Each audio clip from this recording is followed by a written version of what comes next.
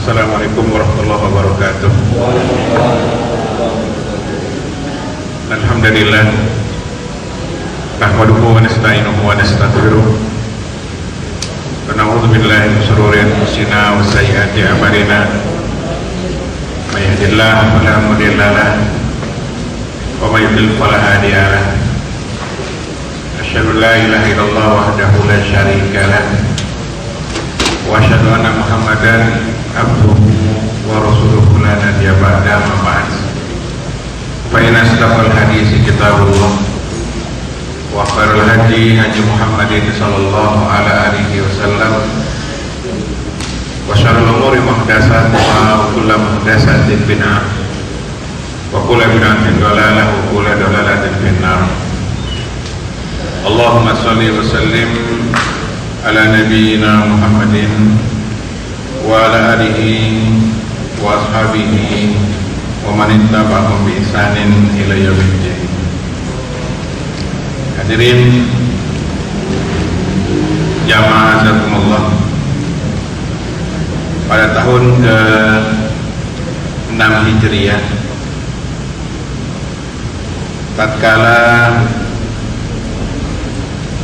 Rasul sallallahu alaihi wasallam terikat dengan perjanjian Hudaybiyah, Rasul tidak bisa melakukan umroh di Mekah. Maka Rasul sallallahu alaihi wasallam mengirim surat kepada raja-raja penguasa dunia pada waktu itu. Ada yang terima dakwah Nabi, ada yang ragu-ragu, ada yang menolak mentah-mentah. Ada yang menerima seperti Raja Najasyi, penguasa Ethiopia.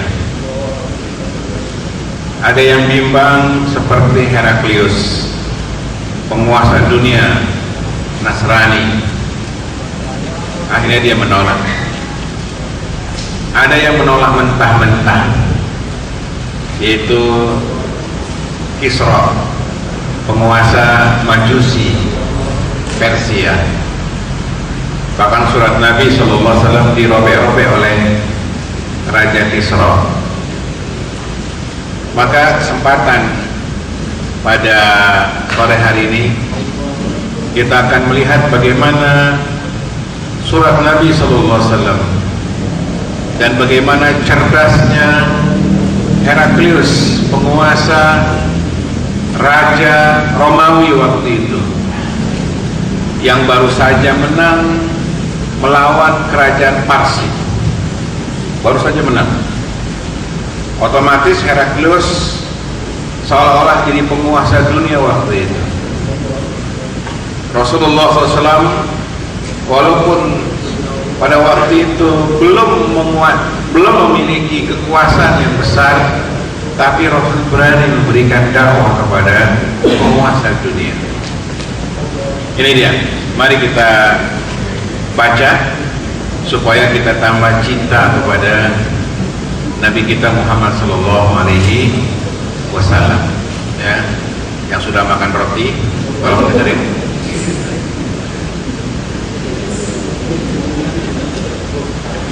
Ya, jangan habis makan roti langsung keluar. Zolim. Keluar ngambil roti lagi. Ya, perhatikan. Heraklius tahun ke-6 Hijrah itu dia nazar, kalau seandainya saya menang melawan Parsi, ini dua negara nidai, saya akan jalan kaki dari Romawi ke Palestina, Syam waktu itu negeri kekuasaan Heraklius Nasrani. Kalau seandainya saya menang melawan Parsi, saya akan jalan kaki. Ternyata benar, Heraklius menang dan dia bayar nazar, jalan kaki dari Romawi Ya, Roma mana Pak Roma? Hah? Roma mana? Romawi mana? Itali, Roma ya kan? AS Roma kan sana kan?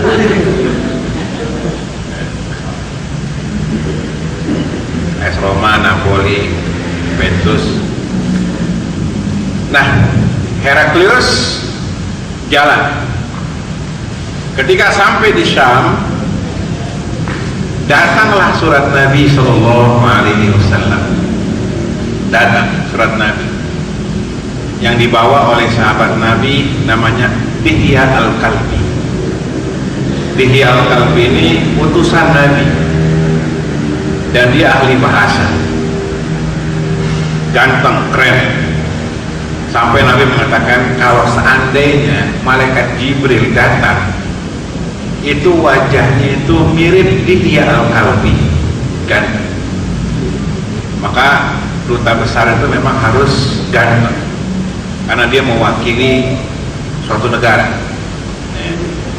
Wah, ini berarti orang Arab keren-keren, putusannya kayak begini.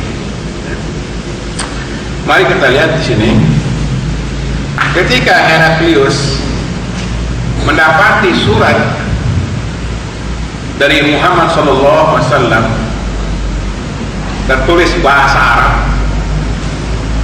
maka Heraklius meminta agar ada orang Arab yang di Palestina, di Syam waktu itu, sebagai penterjemah. Sebagai penterjemah, Heraklius ingin melakukan cross check, ingin tahu siapa Muhammad ini, kok berani-beraninya kirim surat sama saya sebagai penguasa dunia waktu itu. Luar biasa surat Nabi SAW.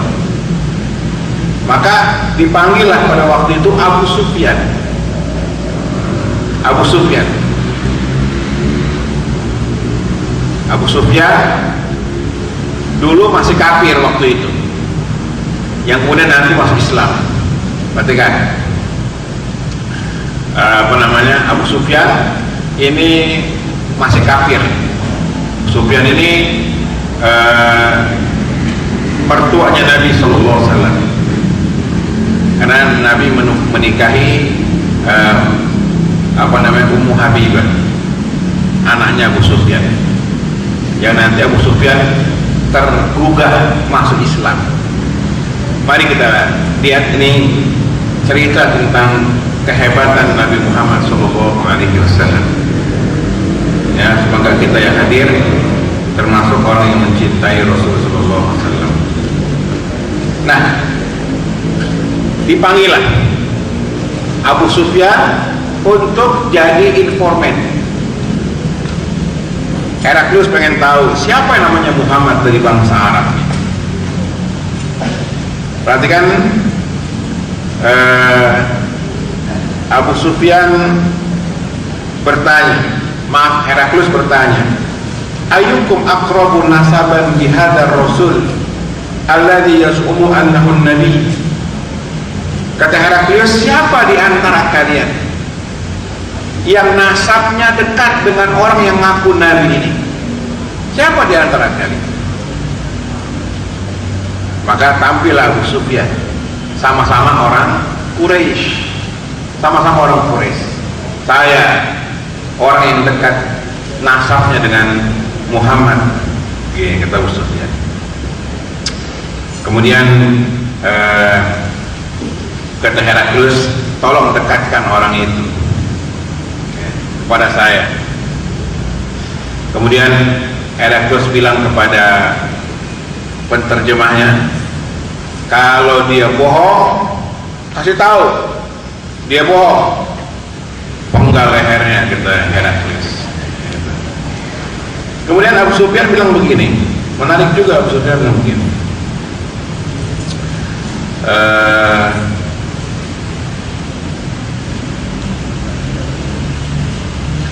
wallahi laulal haya'u min ayatiru alayya kadiban lakadzabtu anhu. Demi Allah, kalau seandainya saya nggak malu dampak dari bohong itu, akibat dari bohong itu, saya udah bohongin tuh bule. Jadi Abu Sufyan Arab dilawan. Kata Abu Sufyan, kalau seandainya saya nggak malu, nggak akan merendahkan diri saya, udah saya bohongin tuh raja bule itu. Gitu. Kemudian Heraklius bertanya 10 poin. Dengarkan, yang habis makan roti, ya kan? 10 ya, pertanyaan Heraklius nih. Yang pertama, Heraklius ini bertanya, kaifa nasabu fikum? Bagaimana nasabnya Muhammad itu yang aku nabi? Gimana nasab dia? Keturunan siapa Muhammad itu? Heraklius tanya pertama, keturunan siapa? Kemudian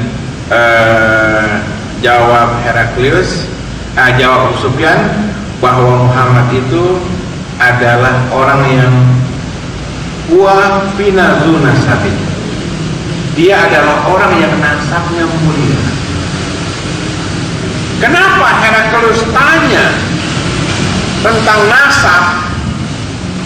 Heraklius tahu bahwa setiap nabi, setiap rasul itu mempunyai nasab yang mulia. Wah, luar biasa. Ini raja. Kalau bego nggak raja. Heraklius tanya, betulkah itu Muhammad itu nabi? Pertama, gimana nasabnya? Garis keturunannya, cek. Gitu. Maka zaman sekarang kalau orang mengaku nabi, cek dulu, betul nggak keturunan nabi, nasabnya. Dulu nabi dicek dulu Heraklius, panggil orang Arab asli Abu Sufyan, betul nggak itu nasabnya? Ya kalau sekarang kan nggak bisa kita ngecek, menang casingnya doang sama Timur Tengah. Padahal Abu Jahal juga Timur Tengah. Ini keturunan Nabi, keturunan Abu Jahal nih. Itu yang pertama. Kata Abu Sufyan, huwa fina zu nasabin. Muhammad itu orang yang mempunyai nasab mulia di antara kami. Heraklius poin pertama manggut-manggut. Oh, ini lolos. Emang setiap nabi itu nasabnya orang yang mulia. Jadi kalau kita ada ngaku ketemu ngaku nabi, lihat nasabnya. Nasabnya orang mulia tidak? Ini dia. Yang pertama, yang kedua, Heraklius tanya, fahal qala hadzal qawla minkum ahadun qattu qablahu? Heraklius pertanyaan yang kedua adalah, apakah sebelum Muhammad ngaku nabi, ada tidak orang-orang Arab di Mekah waktu itu yang ngaku nabi juga? Ada tidak yang ngaku nabi sebelum Muhammad ngaku nabi? Kan kita tahu nabi-nabi itu umumnya dari Bani Israel di Syam.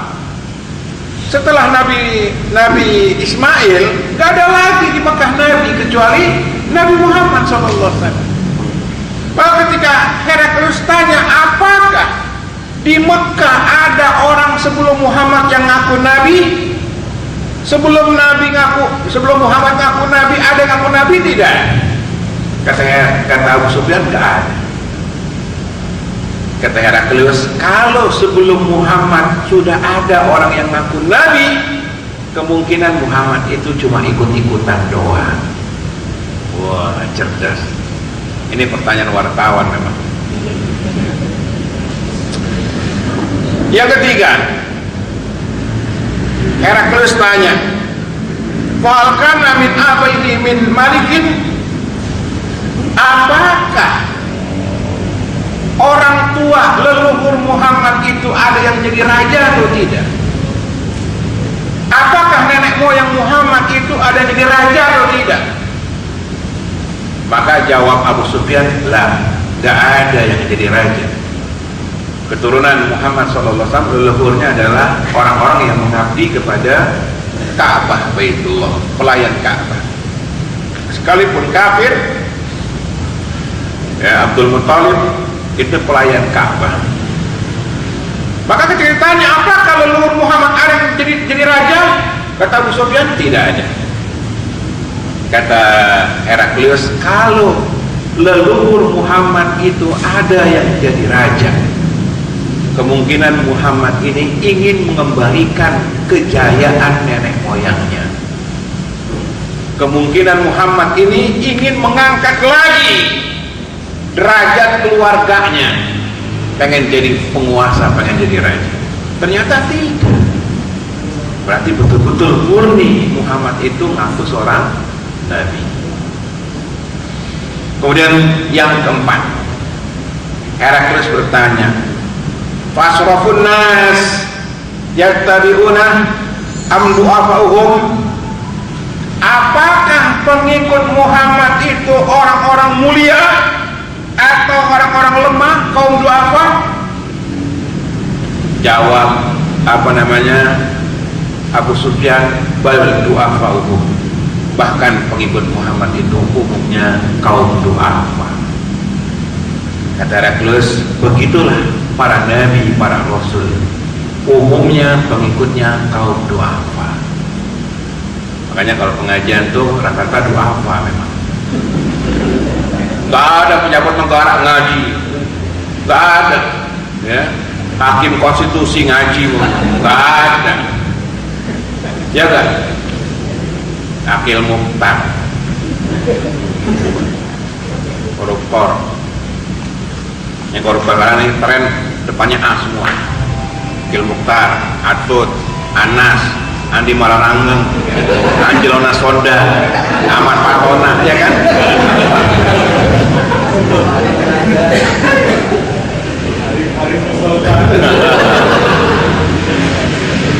Lagi tren nih depannya A nih, koruptor.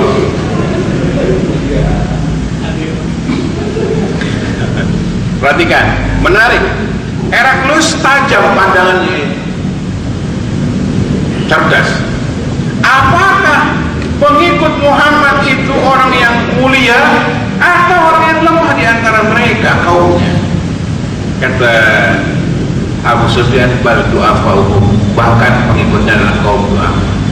Begitulah umumnya, yang mengikuti yang hak itu kaum du'afa. Kenapa? Orang-orang besar itu mereka terfitnah dengan dunia. Coba kalau kita jadi presiden direktur, belum tentu hadir di sini, belum tentu. Coba kalau kita jabatan tinggi, nah kalau ada yang jabatannya tinggi mau hadir juga, itu mulia seperti Abu Bakar Siddiq. Lurah aja deh, jangan hadir di pengajian, kecuali kalau dia pensiun. Kalau mantan banyak, mantan camat, mantan lurah, mantan bupati. Kalau masih pejabat, jangan harap. Fitnah dunia. Ya, ini contohnya sekalian.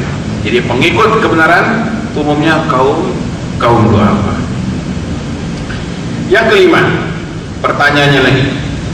Qal ayazidun am yanqusun? Apakah pengikut Muhammad itu bertambah atau berkurang? Maka jawab Abu Sufyan, bal yazidun, bahkan bertambah terus. Kata Heraklius, itulah hak. Ketika yang hak itu nampak, orang pasti akan mengikuti yang hak, karena yang hak itu fitrah. Kalau ada iklan, lidah aja nggak bisa dibohongi, apalagi wahyu. Orang tanya, Mas, bakso yang enak mana? Baksono Ustaz. Restoran Padang yang mana? Yang enak yang mana? Dia tahu, lidah nggak bisa dibohongi, mata juga nggak bisa dibohongi. Orang bisa ngebedain mana Honda Jazz, mana Honda Beat, beda.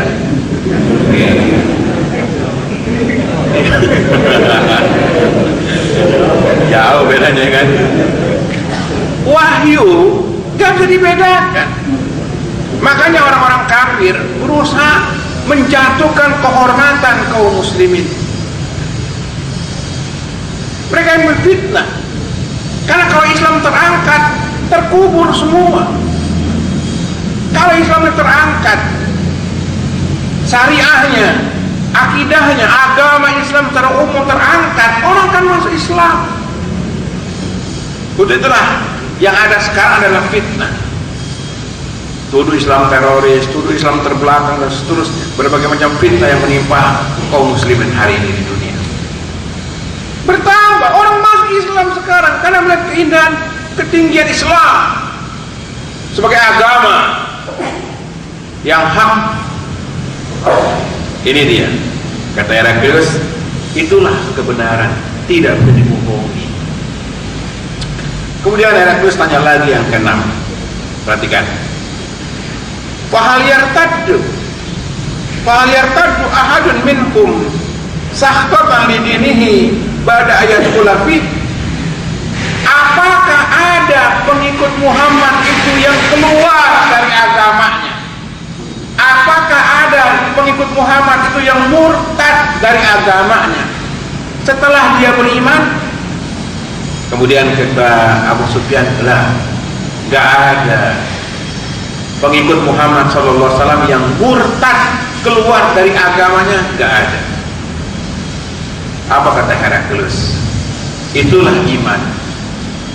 Ketika menghujam ke hati seseorang, dia tidak akan bisa lepas lagi. Ini iman.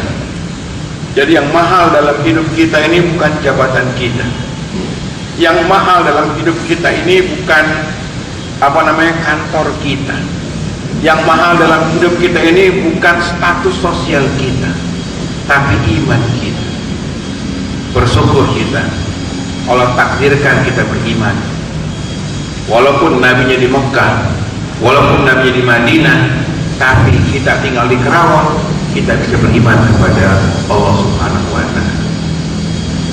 Ini dia, perhatikan. Kata Nabi, itulah iman. Kata Heraklius, itulah iman. Kalau sudah menghujam, tidak akan bisa keluar lagi. Ustaz, itu ada orang Islam kok murtad? Itu karena mereka nggak sampai Islam mereka ke hati mereka.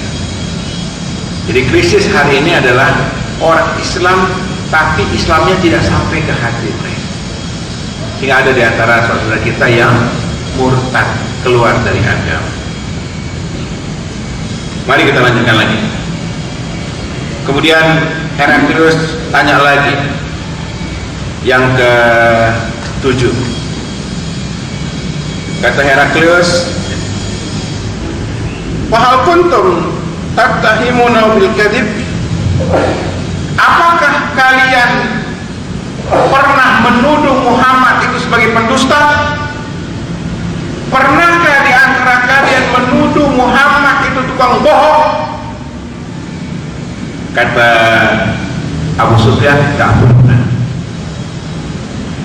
Kami nggak pernah mendapati Muhammad itu tertuduh sebagai pendusta.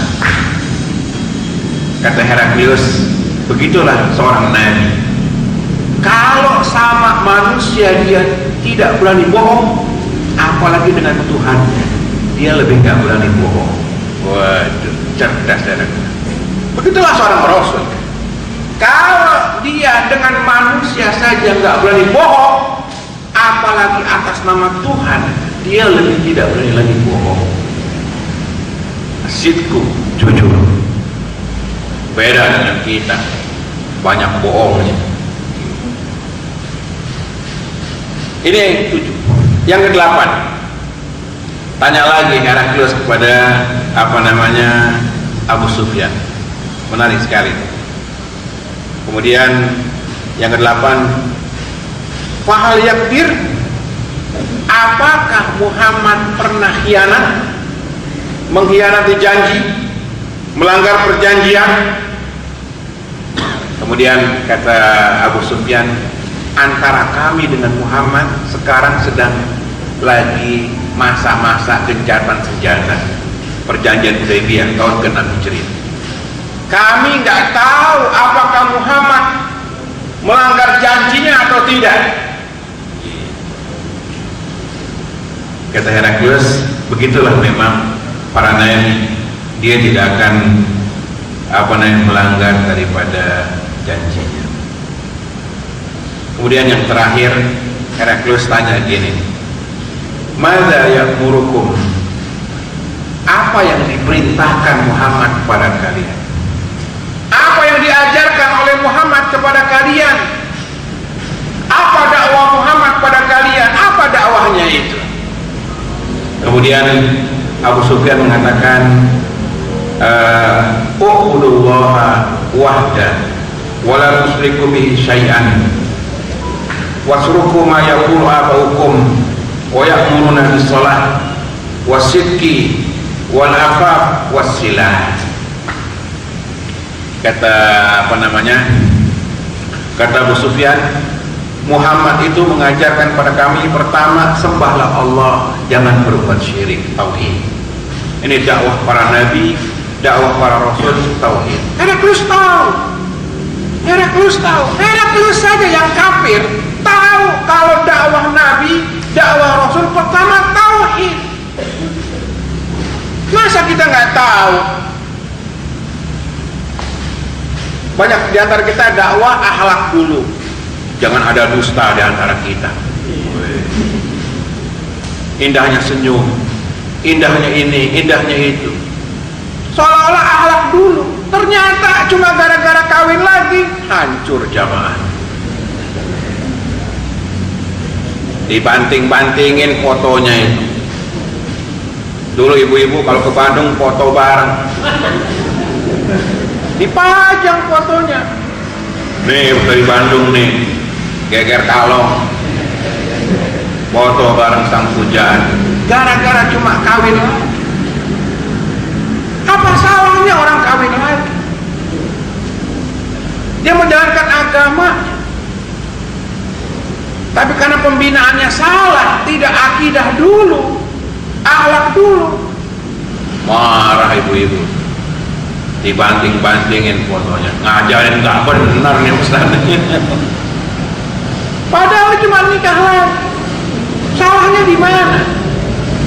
Salah pembinaannya. Kalau tauhidnya ditanamkan, maka syariah akan diikuti. Saya pernah diundang pengajian ibu-ibu, "Ustaz, buat poligami Ustaz." Yang benar Bu, benar Ustaz. Penasaran kita pengen tahu. Benar nih Bu, jangan keluar ya. Oke, jangan keluar dari ruangan. Begitu dengar menangis ibu-ibu ini. Mulia poligami. Wih, tegang kan ya. Tegang. Serius banget. Yang nyender ngantuk bangun kan. Wih, poligami. Langsung keringetan deh, semangat deh. Ngambil roti lagi nih. Dakwah tauhid. Lihat Heraklius tahu bahwa setiap nabi itu dakwahnya tauhid. Maka salah kalau orang dakwah yang lain. Mulai dengan tauhid, akidah. Dan semua nabi, semua rasul dakwahnya tauhid. Karena agama-agama di luar agama Allah, di luar agamanya para nabi dan para rasul, itu ngajak kepada menyembah berhala. Lihat bentar lagi Imlek, Tuhannya banyak, ada naga dan seterusnya, termasuk sungkokong Tuhannya. Wasruku ma yaqulu abaukum. Yang kedua, Nabi perintahkan kepada kafir Quraisy, tinggalkan ajaran nenek moyang kalian. Tinggalkan nenek moyang, ajaran. Ini dakwah tauhid, dakwah para nabi, dan itu semua para nabi dalam rangka memurnikan agama. Tinggalkan ajaran nenek moyang. Di Indonesia dakwah tidak dengan tauhid, akhirnya orang Islam tapi ajaran nenek moyang masih dipakai. Ini yang jadi berat. Islam Hindu masih dipakai, Islam Buddha masih dipakai, kejawen masih dipakai. Maka jangan heran kalau ada orang masih ngadain ritual-ritual mau nikah, nginjak telur, hari baik, ya. Kalau lagi hamil pakai gunting, pada orang Islam. Tapi kenapa masih seperti itu? Karena tidak dimulai dengan yang hak, tauhid dulu. Begitu lahir, hari-harinya dikasih kendil, ya kan? Dikasih lampu, biar masa depannya cerah. Katanya tinggalnya kampung pulau, buang ke sawah jadi petani, buang ke laut jadi nelayan, buang ke pasar jadi pedagang, buang ke istana aja.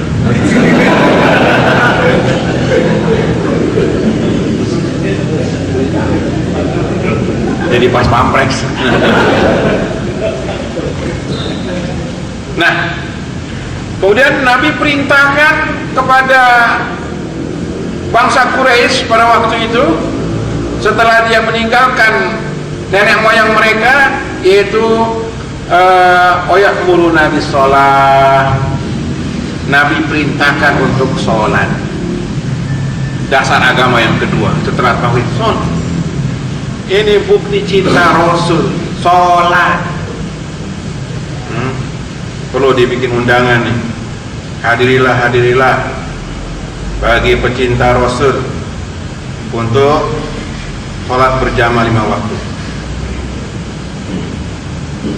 Kemudian wasidki wal afaf wasilah, jujur, kemudian afaf, menjaga kehormatan diri, gak ganjen. Perhatikan Pak, jangan pura-pura nunduk, jangan ganjen, ya. Wasilah, dan menjaga hubungan silaturahim. Ini dia. Heraklius tahu kalau betul yang didakwakan Muhammad itu seperti itu. Inilah dakwah para nabi dan para rasul.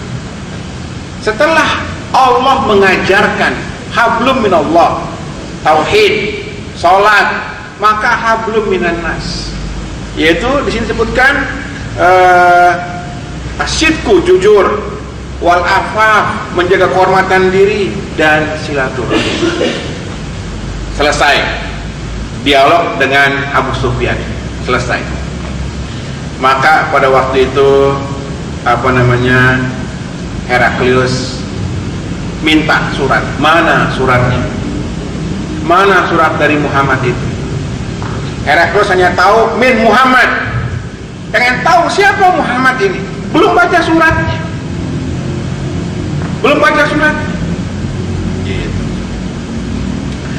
Sebelum baca suratnya, Heraklius berkata begini, perhatikan, ini kata-kata yang bagus sekali. Kata Heraklius, "Fa'in kana ma taqulu haqqan, fasayamliku mawdi'a qadamayya hataini." Kalau yang kamu ucapkan, kata Heraklius kepada Abu Sufyan, kalau kamu ucapkan tentang pribadi Muhammad itu benar, niscaya dia akan menguasai sampai tempat saya berdiri di sini. Ini bukti mau berimannya Heraklius. Kalau yang kau sebutkan tentang ciri Muhammad itu benar, niscaya dia akan mempunyai kekuasaan sampai saya berdiri di sini, kata Heraklius. Wa qad kuntu a'lamu annahu kharijun. Saya sudah tahu bahwa akan muncul nabi di akhir zaman. Walam akun azunnu annahu minkum. Tapi saya nggak duga kalau nabi itu dari bangsa kalian, bangsa Arab. Karena Bani Israel menganggap bahwasanya semua nabi dari Bani Israel. Yahudi, Nasrani ketika perang berdoa, "Ya Allah, utuslah nabimu yang terakhir yang namanya Ahmad." Tercantum dalam Taurat, tercantum dalam Injil. Dan Heraklius pada waktu itu baru sadar bahwa ternyata nabi itu bukan dari Bani Israel, tapi dari bangsa Arab. Makanya kata Heraklius, lam akun azunnu annahu minkum. Saya nggak sangka kalau nabinya dari bangsa kalian. Walau anni a'lamu anni akhlusu ilaihi latajasamtu liqa'ahu. Kalau seandainya aku tahu tempatnya Muhammad, jalan untuk menempuh Muhammad, niscaya aku akan temui dia walaupun saya harus merangkak. Waduh, luar biasa. Baru baca suratnya saja Heraklius sudah beriman ya. Lihat di contoh, lihat kafir, raja kafir, baru baca surat. Kata Heraklius, kalau seandainya aku tahu jalan untuk menempuh Muhammad, menemui Muhammad, aku akan tempuh walaupun harus merangkak. Walaupun tu indahu lagosaltu an qadamihi. Kalau seandainya aku ada di samping Muhammad, aku akan cuci telapak kakinya. Wow, luar biasa. Kalau aku ada di samping dia, aku akan cuci telapak kakinya. Subhanallah. Ini persaksian orang kafir. Persaksian orang kafir. Bahkan penguasa kafir Romawi waktu itu, Raja Heraklius. Sayang kita tidak menghormati Nabi semestinya. Ini Heraklius begitu mendengar ciri Nabi langsung dia iman. Beda dengan kita. Kadang-kadang sampai kita nggak tahu seperti apa Nabi kita Sallallahu Alaihi Wasallam. Kemudian Heraklius mengatakan summa da'a bi kitabi Rasulillah sallallahu. Heraklius minta, mana surat Muhammad itu, mana suratnya, mana suratnya. Kemudian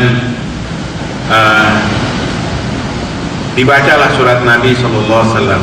Begini bunyinya, Bismillahirrahmanirrahim. Ini etikan oleh surat, dimulai dengan Bismillah. Bismillahirrahmanirrahim. Min Muhammad Abdillah wa Rasulih, dari Muhammad hamba Allah dan Rasulnya, ila Hiraqla azimir Rum, kepada Heraklius penguasa bangsa Rum. Salamun ala manittaba'al huda.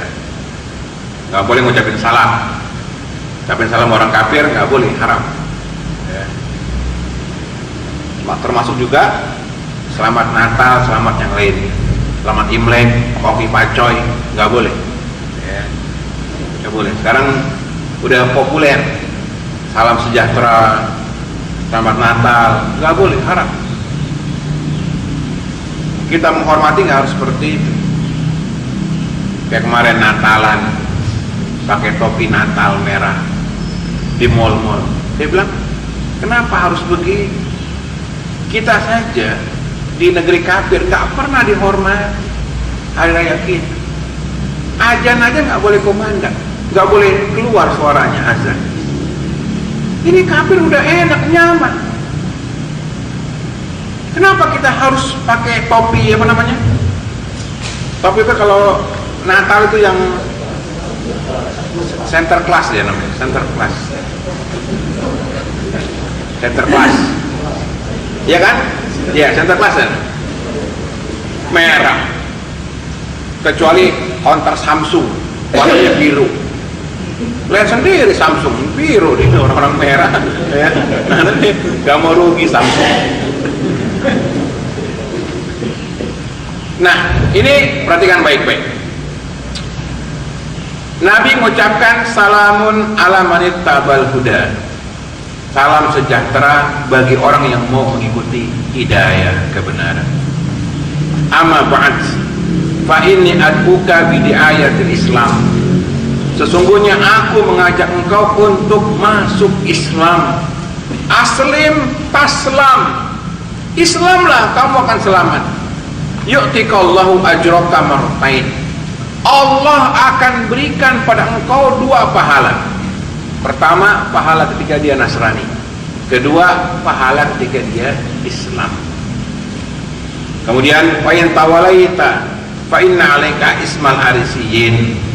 Kalau kamu nggak mau masuk Islam, engkau nanggung dosa rakyat.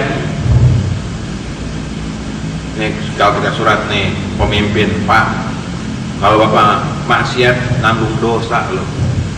Takut pemimpin itu. Makanya dalam manhaj Ahlus Sunnah menasihati pemimpin itu salah satu dengan surat, bukan demonstrasi. Bukan surat, demonstrasi orang malah marah. Ini rese nih, dia lagi.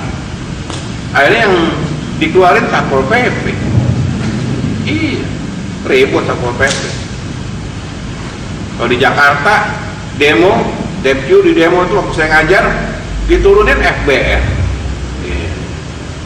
Kalau demonstran, wah, yang dilawan penyakit nih FBR. Iya. Perhatikan.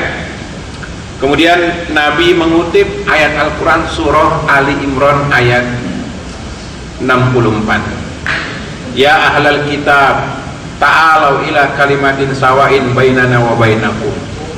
Wahai ahlul kitab, mari kita kembali kepada kalimat yang sama antara kami dan antara kalian. Apa kalimat yang sama antara kita dengan mereka ahlul kitab?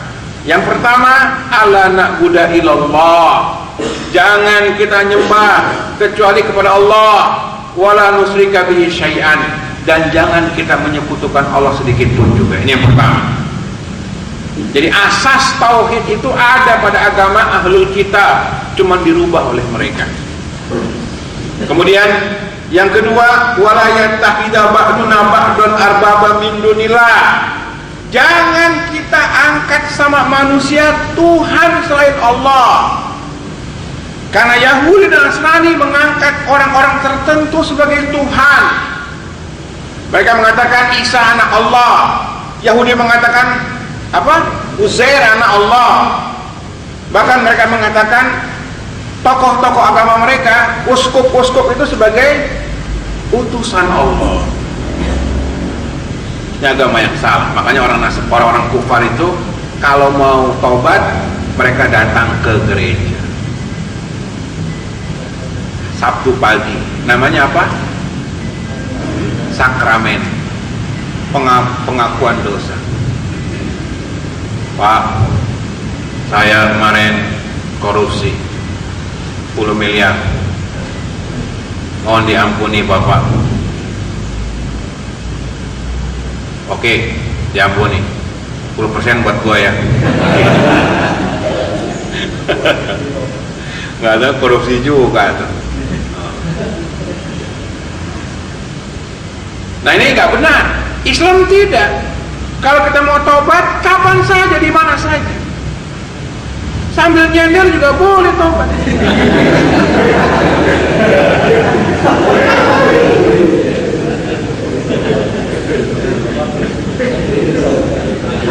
Fa'in tawallau faqulu ashhadu bi anna muslimun. Ya. Kalau kalian berpaling, gak mau terima, saksikanlah kami kaum muslimin. Gitu. Selesai. Itu surat Nabi diterima oleh Heraklius. Abu Sufyan pun dipersilakan untuk keluar. Gini. Perhatikan. Kemudian kata Abu Sufyan, wa faragha min qiraatil kitab kasura indahu sahab. Selesai dibacakan surat itu terang-terangan, maka ribut di istana waktu itu. Hiruk pikuk, orang ketakutan. Wartafa'atil aswat, ya, wa ukhrisna, dan orang teriak-teriak di istana itu ketakutan. Itu baru ketemu suratnya saja, belum ketemu orang. Ini kemuliaan Nabi kita Muhammad SAW. Kemudian kata Abu Sufyan begini,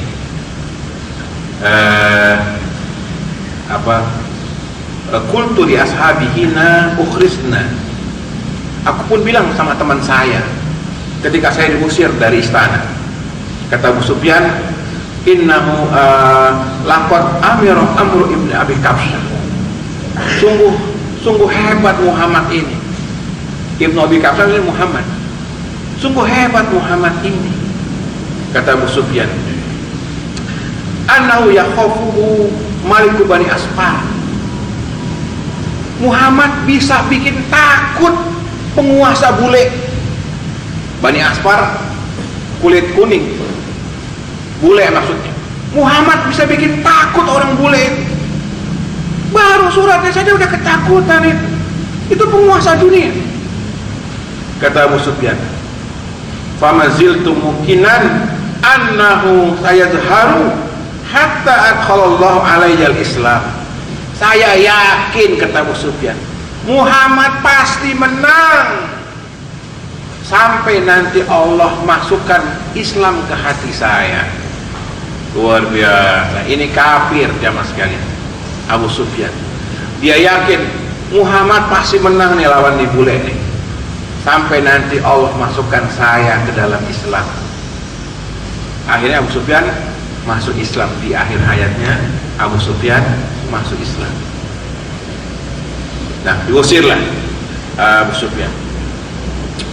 Kemudian wakana Ibnu Nazur sahibul Ilya wa Hiram sukufan ala nasara Sam yuhaddisu anna Hiraqat hina qadima Ilya asbaha yauman khabisa nafs.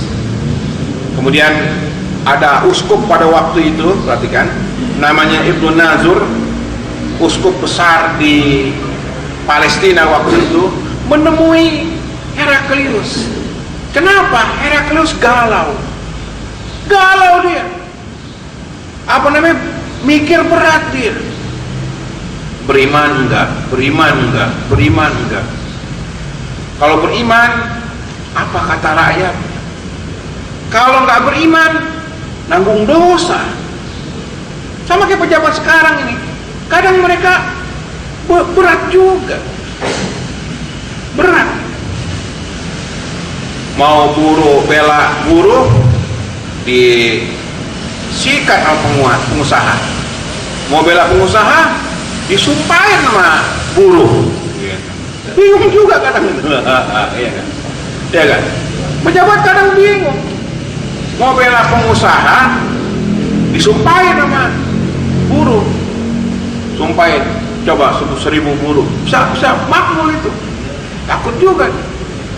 Mau bela buruh, disingkirin sama pengusaha. Karena syarat orang jadi pemimpin di Indonesia harus izin pengusaha. Demokrasi gitu. Demokrasi itu sama feodalisme, kapitalisme sama. Setiap pemimpin yang menang itu harus disetujui oleh pasar. Kalau pasar nggak setuju, jadi pemimpin, dolar naik. Makanya pemimpin yang akan jadi besok 14 itu harus disetujui oleh pasar. Pemilu itu cuma sandiwara aja, nyoblos, cuma sandiwara. Yang main tuh pasar yang nentuin. Nah, kalau orang mau jadi presiden, apa reaksi pasar? Apa reaksi pasar? Pasar setuju tidak? Yang punya pasar siapa? Cek yang punya pasar. Cek punya pasar. Ya tidak? Mangga 2, ya, Sar Pagi, ya, cek Papa Gading. Kita punya pasar apa? Herbal. Herbal importirnya cek juga. Kita kaki 5. Nah ini dia, perhatikan baik-baik. Nah, Heraklius galau waktu itu, pilih mana? Ikuti Muhammad atau bela kekuasaannya? Kalau dia ngikutin Muhammad, beriman, wah kacau nih negara. Kalau dia pilih rakyatnya, dia takut juga dengan dosa. Ini dia dakwah jamaah sekalian, dakwah. Jadi kalau kita ketemu penguasa, Pak, tobat Pak, itu kadang kata-kata kita itu bisa membuat mereka nggak bisa tidur. Makanya jangan di demo, kasih surat SMS, Pak, tobat Pak. Kalau emang anaknya terlibat, ngaku aja, nggak usah dibela. Iya, syarat pengadilan. Iya kan.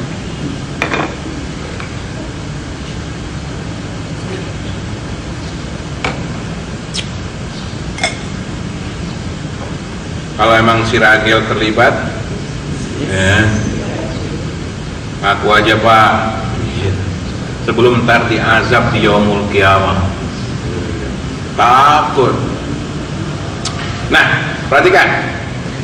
Kemudian kata uskup kepada Heraklius, Kodistan karena hayatan. Kata uskupnya, kami nggak suka dengan sikap Anda. Kenapa takut dengan cuma Muhammad, raja kecil, penguasa kecil? Kita kan negara besar, kenapa takut? Gitu. Kemudian Heraklius begini, wa kana Hirab hazaan yang zurufin nujum. Dan Heraklius ini, penguasa Nasrani ini, dia ahli nujum. Kemudian dia lihat apa namanya bintang-bintang yang ada, dan dia mengatakan, inni ra'aitu laila inna nazartu fin nujum malikal qitan qad zohara. Saya meramal dengan ilmu yang saya tahu, sekarang sudah muncul penguasa yang dihitan, raja yang dihitan. Sunat, hitam atau hitam enggak? Sunat. Karena kafir nggak disunat. Sekarang aja kafir pada sunat. Coba tanya si kafir-kafir, cek, lu sunat kan cek? Iya. Sunat. Tanya si engkau tuh, kok lu sunat gak? Sunat. Ngikutin siapa lu disunat? Sunat Islam.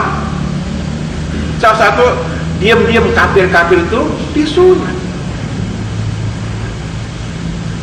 Kemudian kata Heraklius, telah nampak penguasa yang disunat dihitan, qad zohara. Kemudian Heraklius tanya kepada pengawalnya, siapa penguasa dunia sekarang ini yang dihitan? Kemudian dikabarkan bahwasanya bangsa Arab, Muhammad itu dihitan. Wah, tambah yakin Heraklius, ini benar nih, benar nih, Nabi akhir zaman ini Muhammad telah muncul. Setelah Heraklius 70% yakin, maka Heraklius mengajak kaumnya, dikumpulin semuanya. Rapat kabinet terbatas, bidang Polhukam, kumpulin semuanya, kumpulin. Kemudian Heraklius ceramah, pidato pada waktu itu. Ini bunyi pidatonya nih, dengerin nih Pak, bagus kan? Tutup pintunya, kemudian Heraklius bilang begini, ya ma'syarur Rum, wahai bangsa Rum, halakum fil falah wa rusdi wa antasbuta mulkukum fatubayyu hadan nabi. Wahai bangsa Rum, wahai bangsa Romawi, apakah kalian ingin tetap mulia dan kalian tetap di atas rusdu, kebenaran, dan kalian ingin kekuasaan kalian, kekuatan kalian tetap utuh, maka berbaiatlah kepada Nabi ini, berimanlah kepada Nabi ini. Lihat, Heraklius langsung mengajak rakyatnya untuk beriman pada Nabi Muhammad SAW. Sayangnya begitu Heraklius ngajak beriman, fahosus haisota umur was, langsung rakyatnya itu, menteri-menterinya itu berlari-larian, kesurupan, gak terima, kalang kabut pada waktu itu. Dan mereka lari ke pintu-pintu itu, minta keluar dari istana, karena mereka nggak mau beriman kepada Muhammad SAW. Falamma rahirab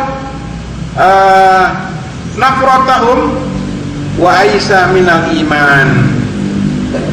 Ketika Heraklius melihat pengikutnya semuanya nggak ada yang mau beriman, nggak ada yang mau mengikuti Nabi, maka Heraklius pun putus asa, akhirnya nggak jadi beriman dia.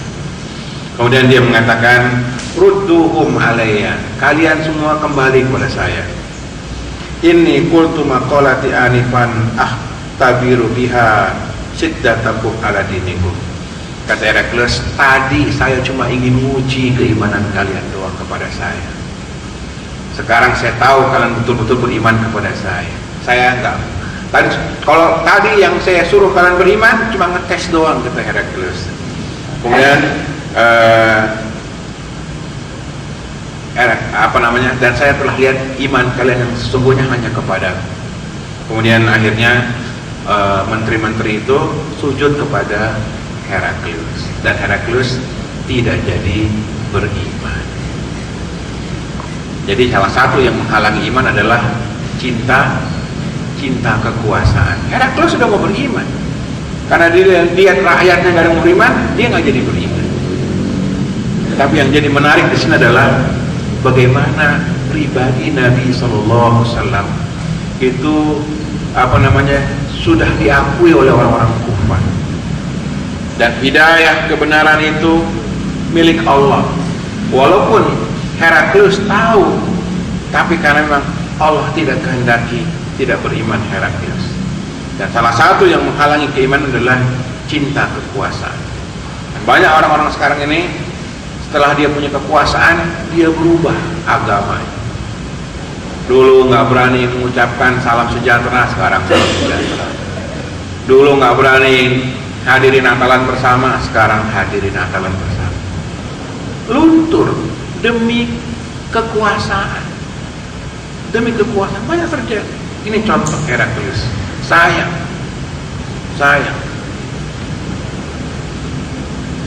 Wallahu a'lam. Ya, kita pegangan tuh. Silakan tanya jawab.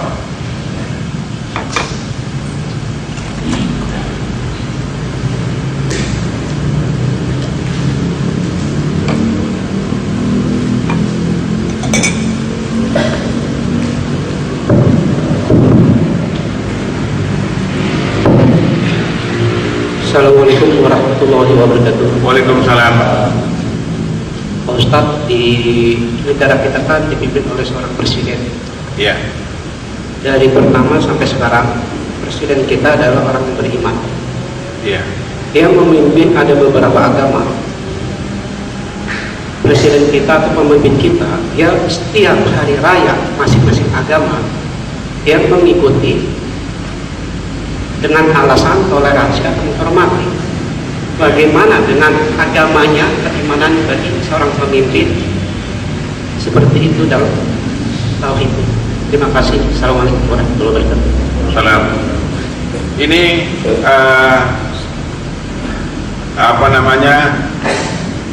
salah satu daripada fitnah kekuasaan.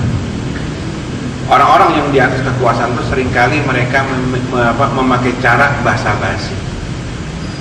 Walaupun mereka hadir dalam rangka tidak mengimani, hanya sekedar untuk menghormati, tapi perkara akidah, perkara ibadah yang Allah katakan lakum dinukum waliyadin.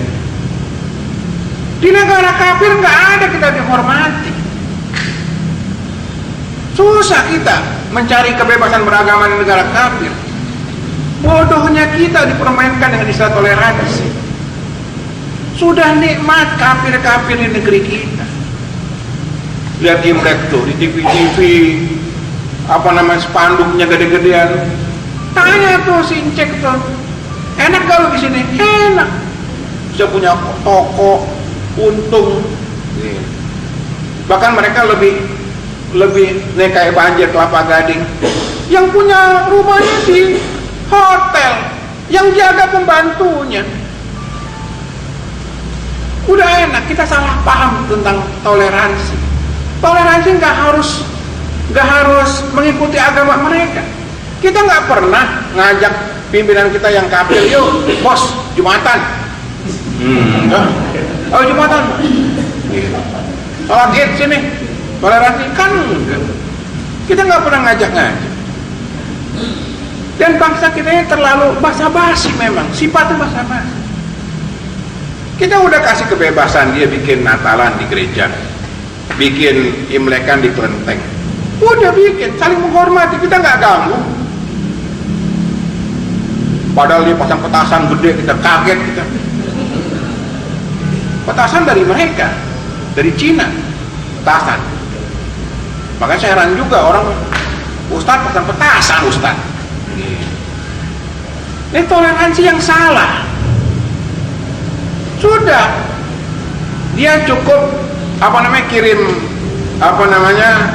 keamanan, jaga supaya tertib. Sudah, nggak perlu harus hadir. Ini kan agama. Ada saat-saat di mana dia memang hadir sebagai kepala negara, sebagai kepala pemerintahan, kepala daerah, mamanya. Ada yang nggak bisa. Kita juga agama nggak perlu mengajak orang kafir. Sholat berjamaah, sholat Jumat, sholat Id, nggak perlu.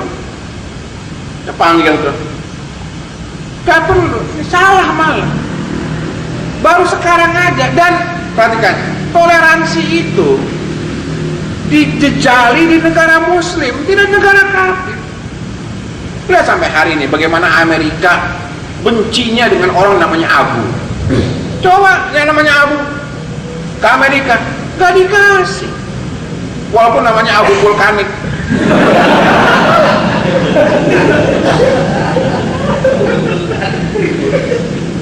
Sampai ada, perhatikan, sampai ada ikhwan kita, dia tugas kantor ke Amerika, ditelanjangin bukil, periksa, saking takutnya itu dengan yang namanya agak Islaman. Emang kita lemah, budaya ngejilatnya terlalu tinggi, terlalu kental gitu. Kita kaya, kita diboikot sama seluruh dunia, hidup negeri kaya. Semua dunia ngakui negeri kaya. Batu bara no, kelihatan Kalimantan tuh, kelihatan batu bara. Polandia ngambil batu bara 2 km di bawah tuh, ketemu batu bara. Garam Madura no banyak. Polandia garam itu 800 meter ke bawah ketemu garam. Bahkan kita punya uranium terbaik di dunia. Tuh kali Irian Jaya. Maka di barat sama barat digosok-gosok supaya Irian Jaya itu merdekakan diri. Mau diambil sama mereka. Kalau kita bikin nuklir nomor 1 di dunia, uraniumnya terbaik. Kita belum punya sekarang. Punyanya Kuku Bima, PL. Nuklir nggak punya kita. Ini negara kaya. Kalau kita diboikot oleh kafir, boikot minyak sepanjang pesisir Pulau Jawa, Pulau Sumatera itu minyak semua. Allah berkahi negeri ini. Nggak usah lah basa-basi. Kita tahu semua, kalau kita ceritain nggak pantas. Ini bukan berita. Tapi ini kondisi real kita. Udah nyaman mereka. Coba saya tanya, orang terkaya di Indonesia, kaum muslim apa kafir? Kafir. Satu-satu kaum muslimin yang masuk nominasi terkaya di Indonesia cuma Hairul Tanjung, nomor urutan ke-20. Pertama, kedua, yang punya pabrik-pabrik rokok dan seterusnya. Kafir. Mereka nikmat di negeri ini, kayak raja mereka. Gak usah basa-basi, udah nikmat. Kalau toh ada sebagian kaum muslimin yang radikal, itu dibandingkan dengan yang baik, jauh banyak yang baik. Coba kita di negeri mereka, apa dihargai? Kemarin ada seorang jamaah pulang dari Australia. Ustadz, itu teman-teman di sini pejabat, punya jabatan tinggi, di sono kayak tukang sampah di Australia. Cerita teman-teman dari luar negeri, gak nikmat.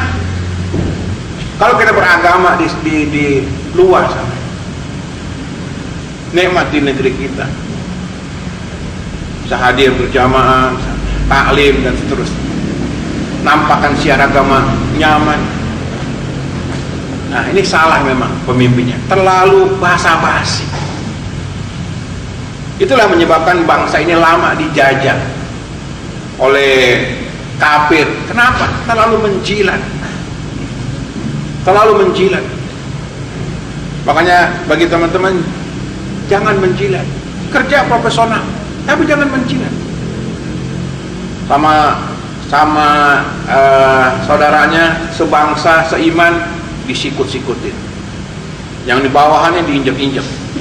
Ke atas ngejilat. Jangan. Kapan lagi kita bela bangsa sendiri? Saya pernah ceramah di perusahaan kafir, Ramadan waktu itu. Ramadan, acara buka puasa. Dari tukang sapu, security, sampai komisarisnya hadir. Wow, gede-gedean. Begitu saya keluar lift, jemput sekretaris, cantik. Kalau cantik pada melek, cantik. Apa namanya? Pertama yang dibisikin apa? Ustadz, nanti ceramahnya yang lucu-lucu ya. Kurang ajar.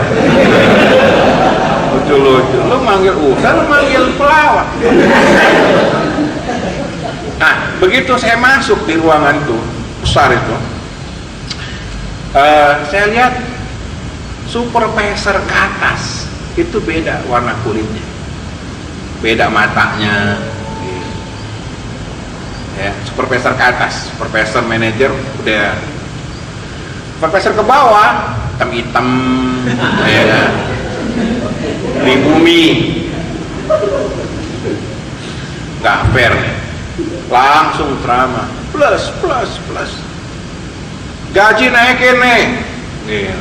Kata yang hitam-hitam setuju. Pokoknya naikin gaji nih.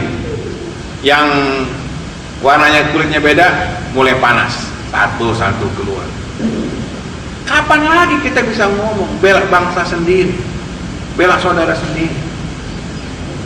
Kita kan jadi ustadz, paling resikonya nggak dipakai lagi.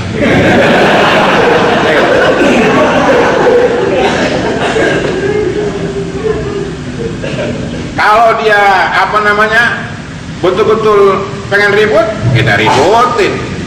Kita anak Jakarta. Iya kan, kita diperanakin di sini.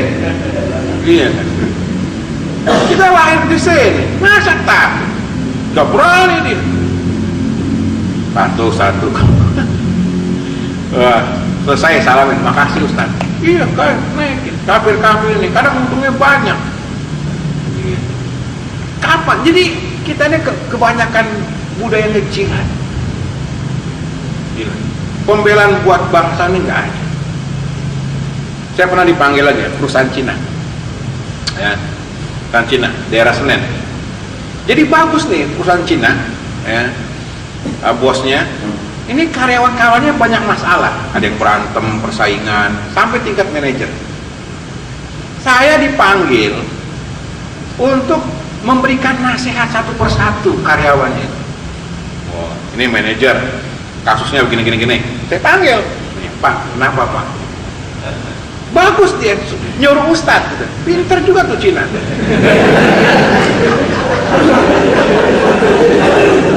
Tapi kesempatan saya buat dakwah. Sholat Pak, orang Islam wajib sholat Pak, biar tenang jiwa. Oh gitu Ustadz, iya. Kalau perempuan sudah pakai jilbab. Nah, terus saya laporin ke atasannya, gaji naikin Pak. Iya, gaji naikin. Wah, gitu. Jadi jangan terlalu basa-basi hidup ini. Sudahlah, nggak perlu kita hadir gitu. Sudah, mereka udah nyaman. Ada beberapa pejabat di daerah cerita, Ustadz, saya diundang sama teman-teman yang Nasrani. Saya bilang, Pak, tolong saya jangan diundang, saya orang Islam. Ternyata orang-orang Nasrani, kalau kita terbuka, mereka senang. Iya Pak, kita juga ngundang, terus takut nggak enak kalau nggak diundang. Orang itu tuh nggak enak kan. Nah, kalau sekarang terbuka, jelas, jadi enak. Masing-masing. Yang penting tidak saling mengganggu. Ini kan baru sekarang aja ada, dulu nggak ada. Dulu nggak ada, zaman Soekarno, Soeharto saja yang terakhir itu. Beni lah grupnya itu yang bikin resek. Jadi pemimpin harus tegas. Enggak, saya enggak gitu, jangan undang saya ya. Bilang ini memang berat, apa namanya, kalau udah kepentingan kursi. Ya salah, tapi bukan berarti dia kufur, murtad, tidak. Ya, ini hanya kesalahan sebagai pemimpin kita yang terlalu basa-basi. Lihat tuh George Bush tuh, ya, cowboy itu Amerika. Semua orang dipaksa, with us or with teroris, gabung sama kita atau gabung sama teroris. Orang disuruh milih. Ketika WTC meledak, dar, yang pertama kali datang ke Gedung Putih sambil tergopoh-gopoh presiden kita, perempuan, pelakunya bukan orang Indonesia, ketakutan. Negeri besar ini, sayang, negeri kaya, pemimpinnya lemah.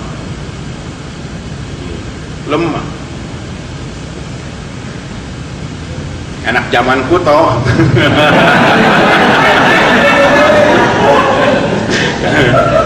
Piye kabare?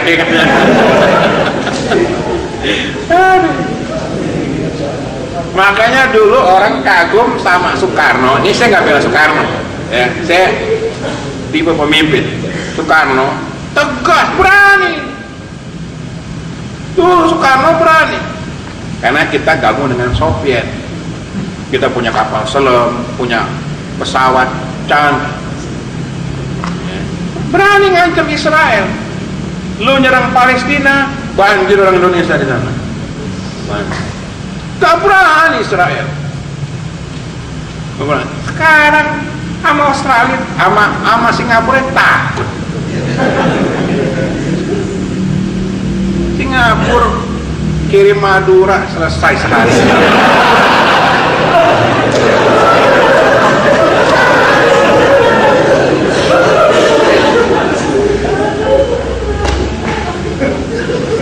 $250 juta negeri kita. Itu sama kayak Amerika.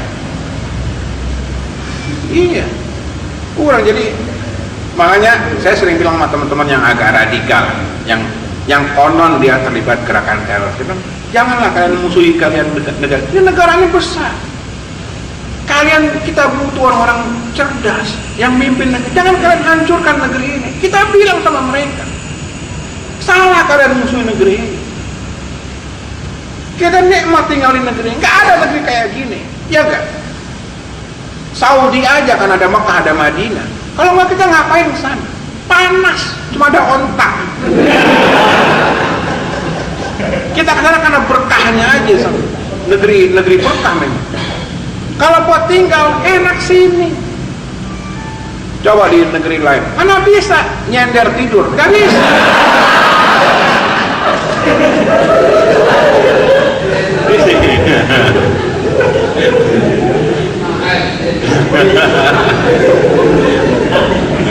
Di sini nyender bisa tidur. Makanya Jepang kaget, bisa tidur nyender. Jepang nggak bisa nyender tidur, nggak bisa. Sini bisa tidur, makan roti 3.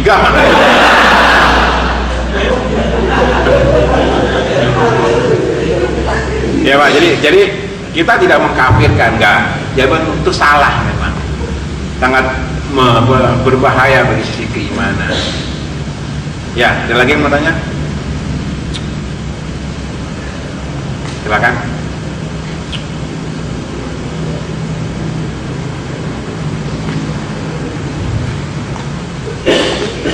Yang belakang? Jangan, kita nggak mau ngaji lagi. Ini saya jujur aja, ini sebagai dai kita kemana-mana, ya, kita dakwah dari tingkat pemulung-pemulung, orang-orang yang kita anggap rendah sampai di atas sana. Kita dakwah apa adanya.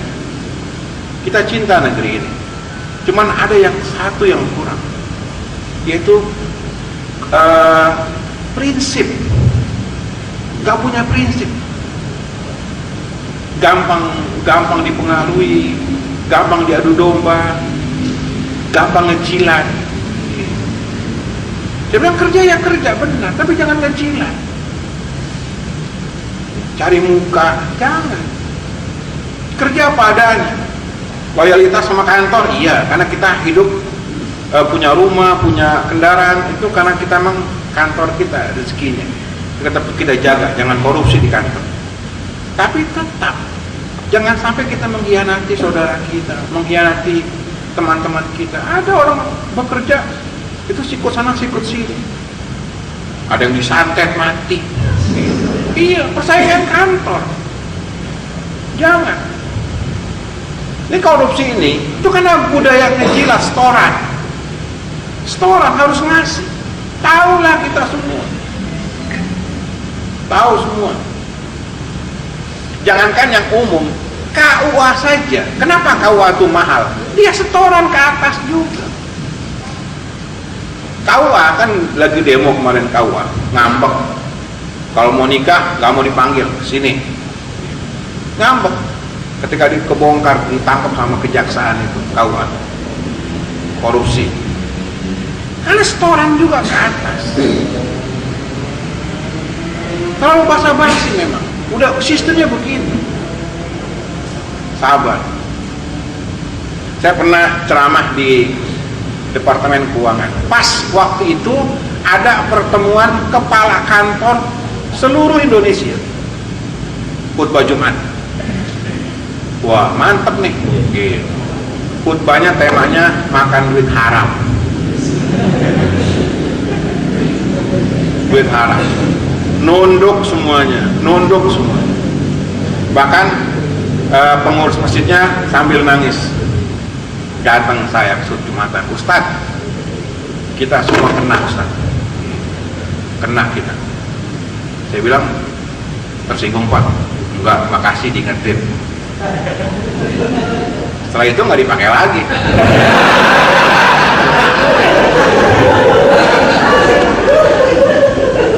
Nggak dipakai lagi. Nggak apa-apa udah, nggak apa-apa. Yang penting kan kita udah sampaikan. Gitu. Waktu di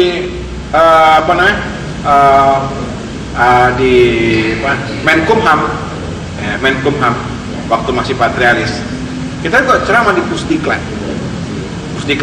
Kita cepat apa adanya. Kalian calon pejabat, jangan maling lah, jangan maling. Nah, terakhir saya di IPDN tuh, IPDN nggak? IPDN, yang calon camat itu, STPDN, Ampera itu, anak-anak praja itu. Awas ya, besok kalian maling-maling, saya tunjuk hari kiamat. Saya apalin nih sekarang muka.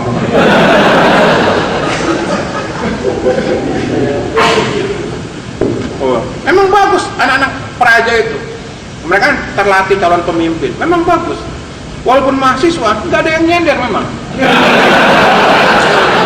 Ya. Semangat dia. Gitu. Ya. Saya bilang, awas kalian ya, maling besok jadi pejabat. Kalian jangan macem-macem. Saya tuntut kalian, saya ngajar nih ceramah nih. Saya apalin muka kalian. Pemimpin yang benar. Kalau kalian mau kaya, bisnis, jangan duit negara. Ini hidup nih pengabdian. Kalian abdi negara. Pas cepat anak-anak itu kan mumpung dia masih mahasiswa. Kalau di pejabat kan nggak bisa lagi kita ngomelin mereka. Penjara kita.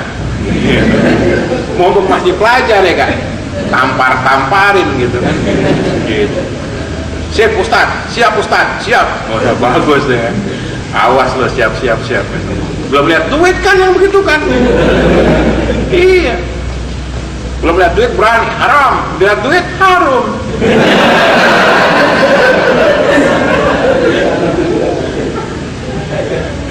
Ya, ada lagi? Ya, Pak, silakan. Assalamualaikum warahmatullahi wabarakatuh. Waalaikumsalam. Ini kan bulan Januari Pak Ustadz. Desember sudah berlalu. Sekarang bulan Januari. Desember sudah berlalu. Desember itu di atas tanggal 25. Kita secara tidak langsung tidak merayakan Natal atau Desember. Tapi kita istilahnya memfasilitasi kayak petasan, kembang api, dan hadir di area tersebut. Apakah kita juga ikut seperti mereka dalam agama mereka? Itu Pak Ustaz. Dan yang kedua, setiap ada kegiatan atau acara di dalam umat Islam, kita mengadakan seperti petasan, kembang api, ya, atau ledak-ledakan. Secara sunnah seperti apa Pak Ustaz? Assalamualaikum warahmatullahi wabarakatuh. Jadi gini, jadi perlu ada kesepakatan mana hubungan kerja, mana hubungan ibadah. Yang bagus memang udah di kantor hubungan kerja saja. Kalau toh hubungan ibadah sendiri-sendiri ada kesepakatan sudah. Gitu. Jadi enak kita. Jadi jangan wah nggak enak nih nggak hadir. Sepakat. Gitu. Jangan harus bikin kesepakatan. Memang perlu ada ide seperti itu. Jadi sudahlah. Jadi kan pinternya mereka itu bikin Natalan di kantor, kan Natalan di gereja aja sama. Kenapa bikin di kantor? Kenapa mesti bikin di kantor Natalan? Di gereja aja. Itu kan kurang ajarnya bikin di kantor. Nah, kita yang muslim jadi menciut, bingung. Saya nggak masuk aja, pura-pura sakit. Ini dia, jadi bikin perjanjian. Yang kedua, kalau ada hari raya kita kaum muslimin juga nggak usah pakai petasan. Yang dibutuhkan sekarang ini adalah bimbingan seperti pengajian seperti ini. Mubazir. Mendingan duitnya buat apa namanya? Buat kasih yang manfaat karyawan. Ya, beliin handphone aja satu karyawannya duitnya, ya kan? Wallahu a'lam bishawab. Ya demikian. Subhanakallahumma wa bihamdika. Assalamualaikum.